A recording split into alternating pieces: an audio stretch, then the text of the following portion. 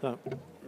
Monsieur le Président, Monsieur le Ministre, mes chers collègues, Madame la Présidente, Madame la Rapporteure, le groupe des Républicains ne votera pas ce texte. Malgré son titre trompeur, transformation de la fonction publique, vous ne proposez pas la réforme systémique qu'un certain nombre de pays ont le courage de faire. Je pense notamment à l'Italie, je pense au Portugal, en s'interrogeant d'abord sur le périmètre de ce qui a vocation à relever du statut et en protégeant le statut pour ses emplois, et à l'inverse, ce qui a vocation à bénéficier, si je puis dire, d'un alignement sur le droit commun. Vous vous contentez donc de faire des trous de façon assez incohérente dans le statut. Vous ne procédez pas non plus à une simplification de l'organisation statutaire qui, elle, aurait pu vraiment simplifier la vie des agents. On conservera, au terme de ce texte, quelques 500 corps dans la fonction publique, là où tous les rapports nous disent qu'il faudrait les réduire à une cinquantaine. C'est-à-dire que demain, ce sera toujours aussi compliqué de muter d'une collectivité à une autre, d'un département ministériel à un autre, et peut-être même au sein d'un ministère, d'une région à une autre, puisqu'il n'y aura plus de CAP. Il n'y a rien non plus sur le temps de travail, sauf votre volonté d'appliquer 20 ans après la loi Aubry sur les 35 heures. Ce n'est évidemment pas, Monsieur le Ministre, à la hauteur des enjeux du sujet.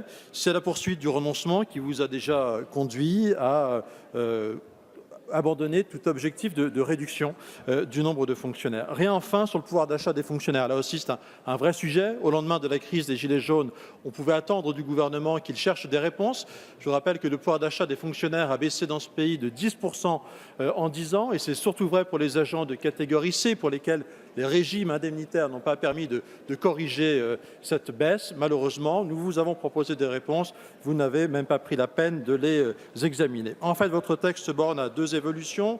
Faciliter le recours au contrat, d'une part, et vider le contenu des CAP, de l'autre côté. Sur ces deux évolutions, votre texte apporte des garanties tellement peu précises que vous avez réussi à vous mettre à dos la totalité des organisations représentatives. Je regrette, Monsieur le Ministre, que nos débats n'aient pas permis d'éclairer davantage les objets d'inquiétude des uns et des autres. Sur le... Mes chers collègues, si vous Merci, voulez, Monsieur le on Président. n'entend absolument pas l'orateur. Si vous voulez bien prendre un peu de calme. Sur le recours au contractuel, la question qui se pose est évidemment la question de l'avenir que vous proposez aux jeunes qui aujourd'hui entrent dans la fonction publique en préparant des concours, les concours d'attachés, les concours d'ingénieurs, et qui demain subiront, y compris pour les emplois de direction, la concurrence que vous allez créer en ouvrant ces emplois un peu dans le désordre à des contractuels. Il ne faudrait pas non plus que cette ouverture au contrat, elle crée d'un côté une sous-fonction publique très mal rémunérée, une situation de précarité sur les catégories C, et qu'elle participe de l'autre côté à une sorte d'inflation salariale à laquelle on assiste déjà dans la fonction publique. Il y a je le rappelle, plus de 70 000 emplois de fonctionnaires payés sur le budget de l'État qui sont à des niveaux de rémunération supérieurs à ce que gagnent des parlementaires, 70 000. Quant au CAP, Monsieur le Ministre, elles ont tous les défauts qu'on veut, mais elles garantissent de la transparence, elles garantissent de l'équité dans notre système aujourd'hui. Et là encore, leur suppression pure et simple, parce qu'en réalité vous les videz totalement de leur contenu, crée des inquiétudes auxquelles vous n'avez pas répondu. Comment demain un enseignant, un fonctionnaire de police pourra muter d'un département à un autre? En réalité, il sera totalement entre les mains de sa hiérarchie, sans aucune garantie de la moindre équité sur son sort.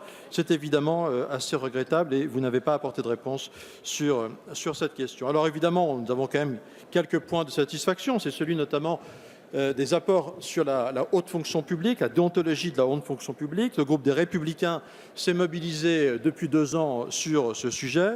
Avec mon collègue Fabien Matras, nous avions fait un certain nombre de propositions, principalement la fusion de la commission de déontologie de la fonction publique qui fonctionnait un peu trop dans l'entre-soi avec la haute autorité pour la transparence de la vie publique, et puis la publicité de ces avis jusque-là tenus secrets. Je me réjouis que grâce à l'écoute de Madame la rapporteure et à l'ouverture d'esprit des collègues, y compris de la majorité, qui ont participé à ce débat, nous ayons pu évoluer de façon quasi unanime sur ces deux sujets. Comme quoi le gouvernement gagne toujours à écouter l'opposition. Dommage que vous ne l'ayez pas fait davantage. Pour le reste, ce texte semble construit sur trop de préjugés sur la fonction publique. crée plus d'inquiétudes qu'il n'apporte de solutions. C'est pour la raison pour laquelle, évidemment, mes chers collègues, nous ne voterons pas ce texte. Merci, chers collègues.